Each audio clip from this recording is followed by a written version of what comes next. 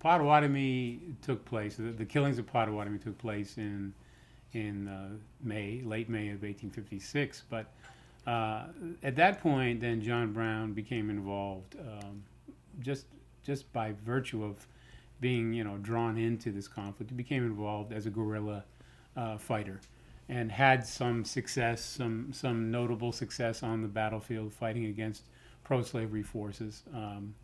He was noted for instance, the Battle of Blackjack, and although Osawatomie was attacked and they made a defense, but it didn't succeed.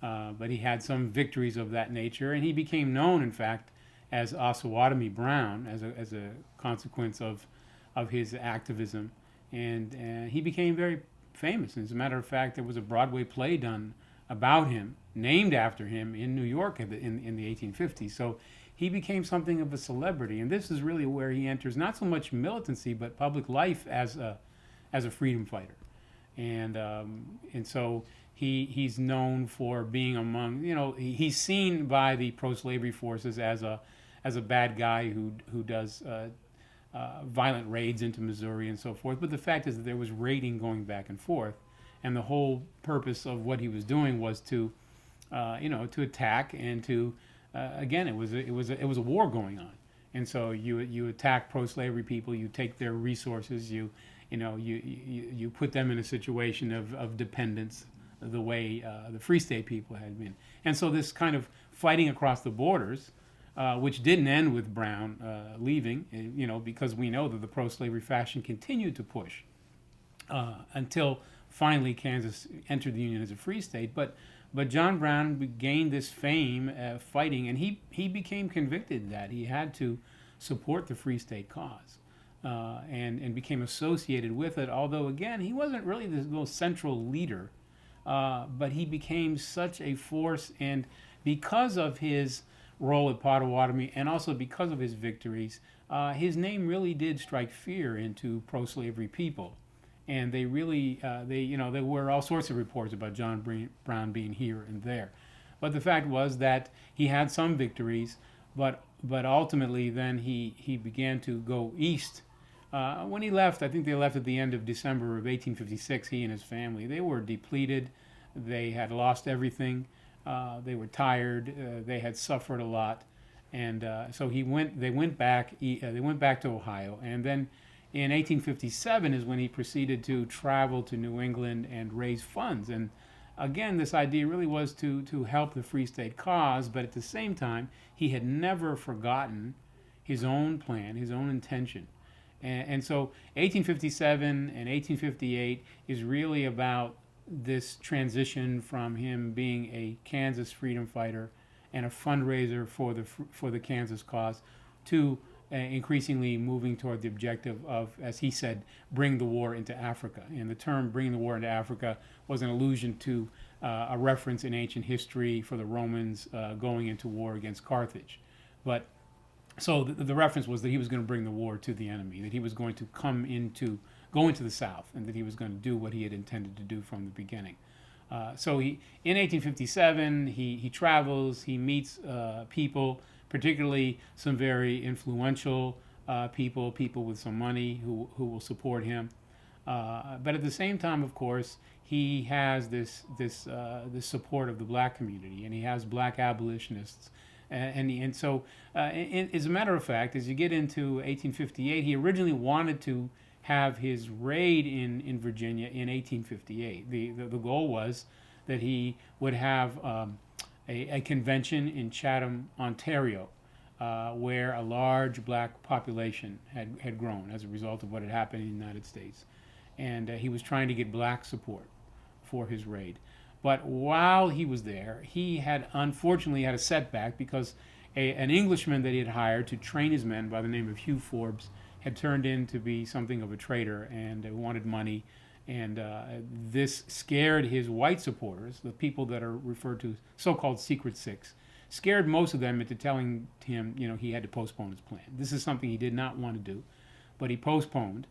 And at that point, it seems that, he leans even more heavily on the black community after this postponement. But he had to kill time, and so he went back to Kansas, and it took on a name, Shubal Morgan, which is a name that seems to be a composite name. He used these pseudonyms.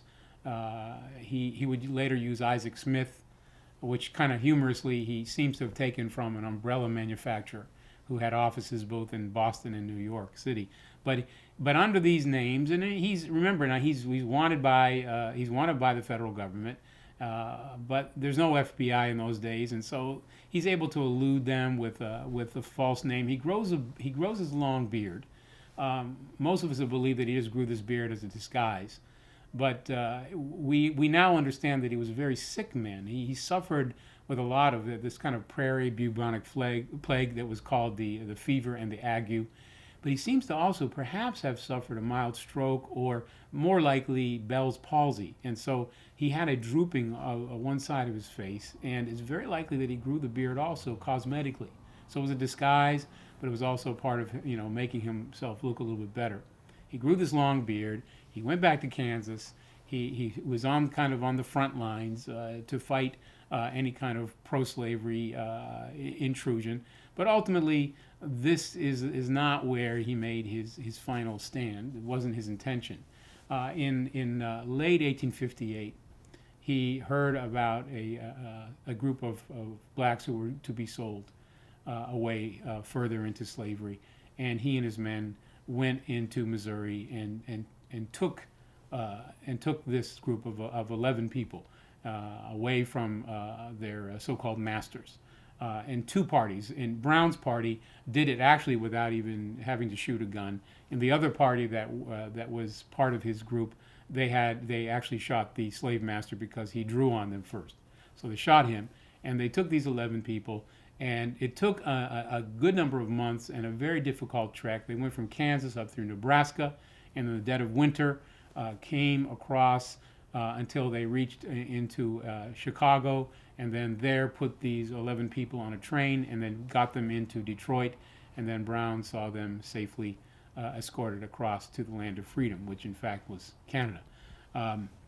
This he did, I think, not just because this was something that in the 1850s his daring in terms of the Underground Railroad seems to have stepped up. He actually made many sort of forays, and there are some legends, or at least some local history, that say that he made forays into Kentucky and so forth, some other places, or came up through Kentucky. We really don't know the extent to which John Brown made some exploits in terms of the Underground Railroad, particularly in the 1850s. There is some evidence or some witnesses that say that he did a great deal more, that he became far more accelerated in this process. And it seems to fit the pattern that the desperation of the hour would be matched by an increased effort to do Underground Railroad work. But this raid in 1858, 1859 really marked a statement that he's making to his followers, and that is that I can go ahead with my own plans. So he's showing his supporters that he can go ahead and he can do this. He can go ahead with his plan. And so 1858, 1859, he's ready to go into Virginia. He still has the plan that Frederick Douglass described, and that is that he wants to go into Virginia. He wants to draw people out. He wants to arm them and retreat into the mountains and continue this process, which is a kind of a snowball effect, so that he's going to be going deeper into the South, drawing more and more enslaved people away, arming the ones that are most able to fight, establishing a kind of guerrilla nation in the mountains. He writes a constitution for them, which gives them a basic rule of law and some principles. The idea is even giving them a legal basis, because he understands the importance of legality. He respects the law. He's not just trying to tear things down, but he's trying to say that in fact this is the truest expression. He's also a man who loves the documents of the Declaration of Independence, and he believes that a freedom movement should have a document. And so he attempted, probably to no great success, but he attempted to write something that would be an expression of the rule of law for this movement that he wants to conduct in the South. In the late spring or early summer of 1859, John Brown appeared in Virginia, and got a rented farm in Maryland close by Harper's Ferry under the name of Isaac Smith. And it was a name that he had used, appropriated from an umbrella manufacturer. And in this disguise, he was there as a man who was there to speculate in mining, and he had some other excuses. And he had his men sequestered there. He was waiting for some men to join him, and he was scoping out Harper's Ferry, the armory, and checking it out, even as he had looked at the armory in Springfield in years previous. And the plan was, of course, to make his raid. And as the summer went on, he may have made some forays into Virginia and other places, but we know that in October the actual raid took place. There is some evidence that they rushed, that they had to, because people began to get suspicious about what was he doing there. There were black men, there were white men. They feared that some had found out about these men staying there. They made their move on Harper's Ferry on October 16th, on a Sunday night, and entered in very quickly. They found little or no presence there of any kind, armed presence. They easily took the armory. They easily took control of the town as it slept. They took hostages. They began to see, in fact, what John Brown had expected was that there was an immediate response, that the locally enslaved population did respond. And Osborne Anderson, his raider, wrote about this and talked about how there was a great deal of excitement in the slave quarters, that African enslaved black people were coming out and were willing to join him. And as the time progressed, he delayed, and his delay was strategically to a disadvantage. He let a train go by because of his concern for the people on the train. But his strategic delay, actually is what foiled his plans, because the enslaved community, which was beginning to gather, began to back away when he began to get bogged down in gunfighting. And then there was fighting going on at Harper's Ferry, and as the black movement that would have formed around him saw this, they began to back away, and so he was left to fight this out. And we know that finally he had to hold up in the fire engine house of the armory, where he made his last stand, and eventually was overwhelmed by the Marines under Robert E. Lee, who would become a Civil War general. He was arrested after being really bludgeoned and attacked, not by one Marine, but actually a couple of Marines, and apparently was even stabbed with a bayonet after he'd been knocked down unconscious, because the Marines actually were attempting to kill all of the raiders. It wasn't a question of arresting them; it was a question of killing them. Brown played possum after he was brutally. He received a brutal gash in the head and he fell down, but he played possum, which is probably what saved his life, because another Marine stabbed him in the back with a bayonet when he was down on the ground. But he survived, and because he survived the raid, he lived to become the person to tell his story. Of course, a number of his men, including his son Owen, escaped, but the rest of the raiders were either killed during the battle, and one was murdered after being apprehended. And so Brown was now a prisoner. And as a prisoner, the Virginia authorities, of course, refused to hand him over to the federal government. They took the priority, even though, in fact, he had attacked a federal establishment, a federal armory. Virginia seized him and kept him and wanted to try him for themselves. No doubt because the intention on the part of Virginia was to kill him very quickly. They wanted to kill him right away. But it turned out that they could not do so because there was no active insurrection going on by the time that Brown was arrested and brought to Charlestown for trial.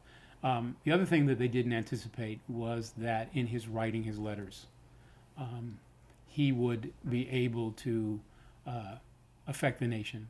This is something that nobody could have seen.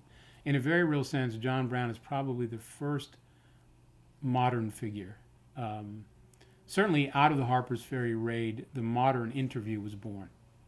And John Brown is really the first modern political figure, because although he's in the 19th century, the kind of dynamic that he represents is something that is much more familiar to us.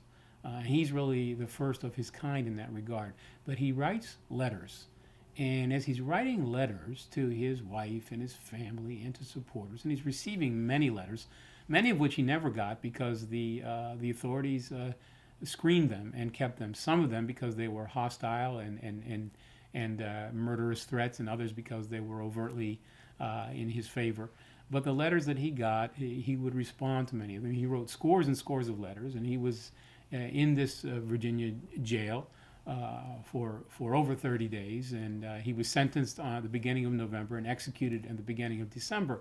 But in that time, people say that he himself reinvented himself, but no, actually he transformed the nation during this time, because the side of John Brown that people had not seen was the side of him that was there all along, which was a man of spirituality, a man of great moral integrity, a man who thought in terms of biblical and spiritual terms, and he wrote these things. He expressed himself, and as he began to write letters, people began to see that this was no mere thug, this was no mere criminal, that this was a man of depth and a sense of self-sacrifice, a sense of conviction, and letters that were written began to be picked up by newspapers and published. And this made him suddenly the man of the hour. And as he put it himself, he said that God had brought him to a point where he had to lay down the sword of steel, and he picked up the sword of the Spirit. And he was quite conscious. And there's a sense where people say, well, he was quite consciously doing this, he was deceiving. He wasn't deceiving people, he was simply being who he was. He had written documents throughout his life. Going back to the 1840s, he had composed documents about liberation. He's very much the same man. He had composed documents pertaining to religious truth, and he had been expressing his convictions. He had always had these elements. But now he had an audience. And the audience responded in a way that no one could have foreseen. The South's biggest blunder was allowing John Brown to write. Because when they let him write and correspond, they gave him the platform that he needed. And what actually happened was that the North began to, not so much of the North was so persuaded by a passion for black freedom, but there was now a building up of resentment toward the South. The South had politically bullied the North for so many years that people in the North began to finally feel comfortable to say, you know what, we've had enough. And John Brown becomes, for many white people, he becomes a hero because he is one of them. And unfortunately, you see this in the civil rights movement, where you see that people didn't take the civil rights movement seriously until a couple of white people died in the civil rights movement. And there's a similar kind of a thing, that he's one of us. And he's suffering this rush through trial. They know that he's being rushed through trial. They know that no matter what the pretense of a fair trial is, they know that their intention is to kill John Brown, and that they're going to have their way. And yet he writes and he conducts himself within his jail cell, almost like an apostle from the Bible. He interviews people. He won't have any fellowship with ministers who come in to pray for him if they believe in slavery. He sends them out, sends them packing. He will not deal, but at the same time, he shows a great kindness and a courtesy to his captors, and they grow to admire him. The jailer, the sheriff, people see that this is a man of integrity. They actually begin to like him in a sort of an unusual way. And he is able to capture the heart of the North. Now, most of the South hates him and they want to see him dead, and it's only perhaps those Southerners, those Virginians who are around him, who actually can see the real man and deal with them, that see there's something about him. John Brown was hanged on December 2nd, 1859. One reporter who observed it said that he walked up the steps of the gallows as if he were ascending a bedroom to take a nap. He went with a sense of dignity. Um, and he was hanged, and when he was hanged, the he was surrounded. It wasn't a public execution. It was only the militia that were allowed to watch. And of course, it's commonly known that one of the a man had snuck in under the guise of being in the militia, who was John Wilkes Booth, and who later wrote, with even a tinge of admiration for the kind of strength and determination that Brown showed. And this is what he foresaw, and he went to the gallows, and he was absolutely correct. Now, he couldn't have foreseen other things, but he did know the nation enough to know that something very bad was going to happen before slavery would come to an end. And he was right. John Brown has a negative, he has a negative deficit in academia. For many years, well into the 20th century, the leading voices of scholarship, those and particularly the ivory towers, as one would say, they were either apologetic for the South, or they viewed John Brown as mad without basis. There's really no basis at all historically for him being insane. Or they viewed him as somebody who brought upon a war that could have been avoided, which of course is it's counterfactual nonsense. The fact of the matter is, you can argue that till indefinitely, but the fact is that the war was the only way that slavery was going to come to an end. Even though the war was not fought primarily for that, it inevitably had to deal with the issue of slavery. But in academia, going back to the beginning of the 20th century, when Oswald Garrison Villard, who was the grandson of William Lloyd Garrison, a pacifist, and Villard was an extreme pacifist, who liked John Brown, but he wrote the first definitive 20th century biography of Brown, in which he called him a principled murderer. And Villard, although he was a friend of Brown's legacy, gave ammunition to the scholars and writers from the South as well as from the North who had a lot of hostility toward him. This plus status quo assumptions about the Civil War, the tendency to, of course, want to keep Lincoln as the messianic hero, which is, of course, a grand religious myth that has been formulated in this country, and woe unto whoever attempts to even question that. That John Brown couldn't be the great emancipator because Abraham Lincoln had to be. And so this was also an aspect. So it was either the fact that John Brown had used force, they called it violence, the fact that Lincoln had to be always one up and always had to be front and center, the fact that Southern bias as well as certain white liberal bias against Brown has always been a factor.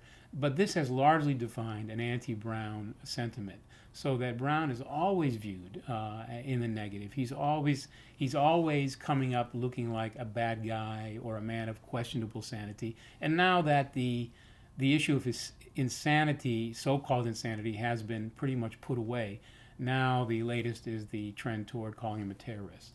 And it just doesn't stop. There's this continuing, and I believe that at the root of this is a fear on the part of scholars to get to the root of the history of their own nation.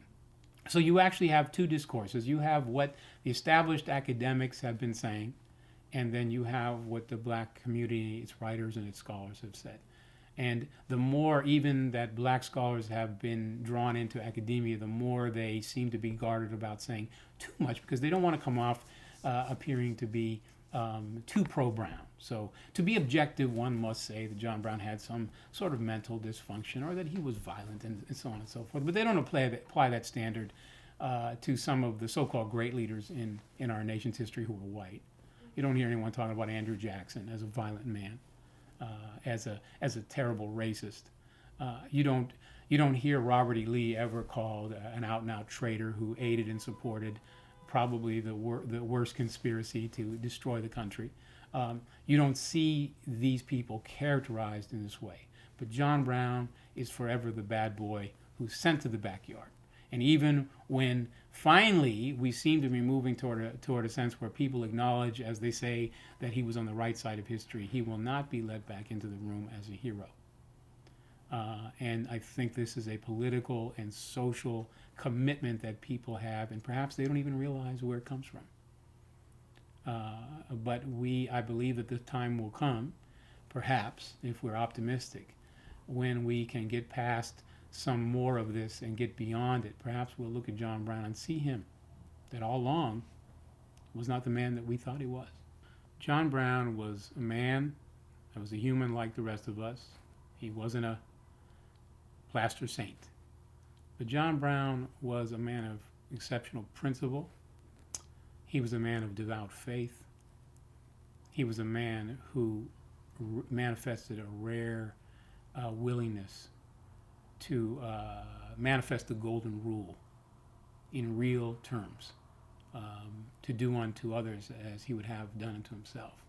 He was a man who represented, if there is a best sense of what our country is supposed to be about, he sought to see that manifested.